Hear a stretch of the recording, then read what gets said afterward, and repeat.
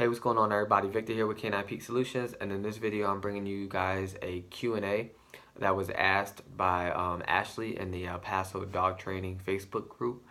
Her question was, I was wondering if you could give me any advice on how to stop my dog from marking on my other dog. Both are fixed. First male was fixed at 5 months. The second male was fixed back in August when they rescued him later in life.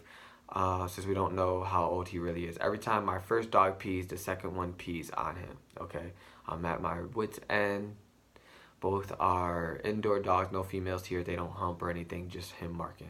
Okay, so I can see where you're very frustrated at. That's really annoying when you have one dog peeing and then the other one pees right on top of him. Now you have to take that dog a bath, and over and over it just becomes a mess, and I totally understand.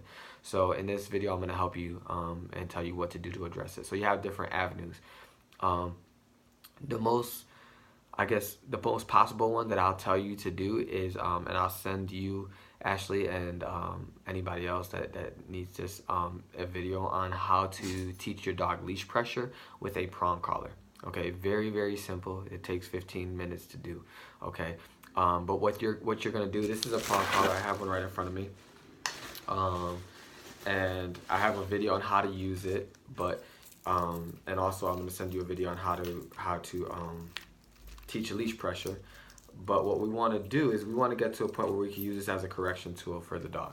Okay, but we need to teach the dog leash pressure. The dog really needs to understand that this universal feeling of collapsing in means something. You don't want to start correcting a dog. You never want to just put this on a dog and start correcting them immediately. It's just like a remote collar. You never want to just put a remote collar on a dog and correct a dog with the remote collar. That's how we cause problems. Same thing with this is how we cause problems. So you're going to teach a dog leash pressure. Very, very simple. All that is, you're going to put this on the dog. You're going to have the leash attached to this once, and you're just going to pull.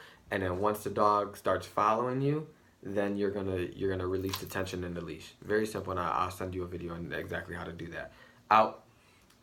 Once the dog understands leash pressure, then you can start using it as a correction tool. So what I want you to do is teach a dog leash pressure for a couple days. Get them to really understand and get the dog to really know wherever the leash goes, he needs to follow. Okay, and you're gonna do this to the subject dog, the dog that's doing the action, the dog that's doing the actual peeing on the other dog.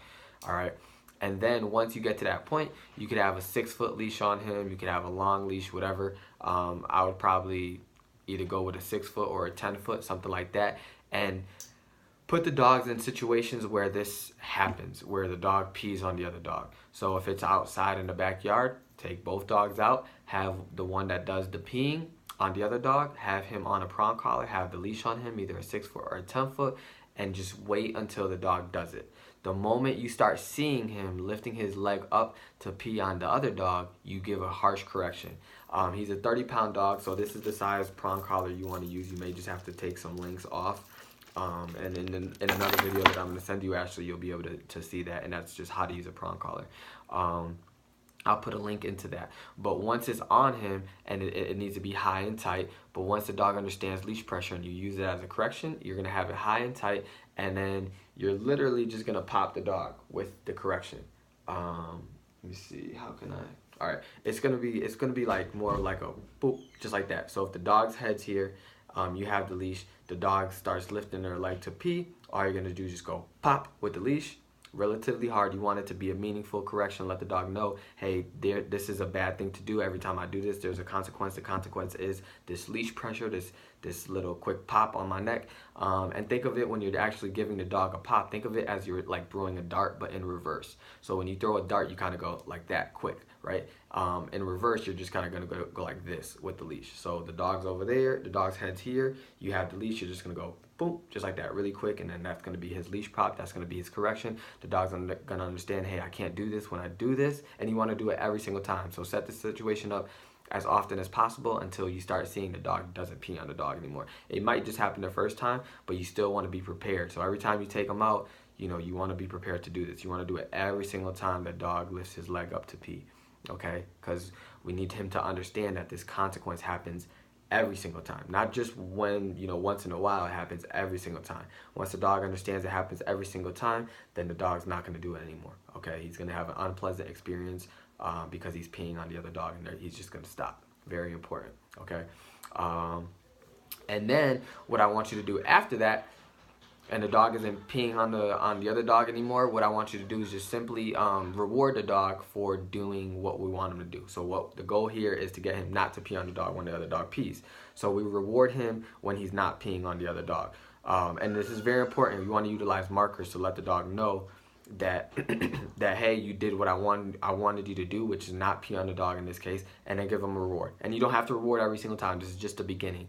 When you start noticing that he's really picking it up and he stops doing it, he will look shut down initially.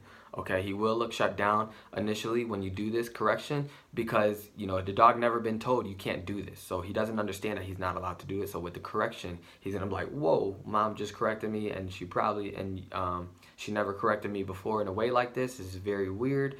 I'm a little nervous. I'm a little skeptical on it. The dog is not gonna not like you forever, or the dog isn't gonna hate you or anything like that. It comes with it. That's part of the process. We have to be clear on what you can and can't do, right? When you get a speeding ticket, it's not something that you're comfortable with. You don't just like, oh yeah, I'm getting a speeding. No, you're like, oh goodness, now I'm getting a speeding ticket. I shouldn't have been speeding. Same thing with the dog. It gets better, as the days go by and the dog really understands what he can and can't do. All right. So that's what I want you to do. I'm going to send you, and I'm going to put links on this video to how to use a prong collar the right way and how to teach leash pressure. Very simple. Very, very simple. Just watch those videos, and if you have any questions at all on this specific subject, just let me know. Ashley, I thank you for your question, and I'll talk to you soon. Let me know how things get.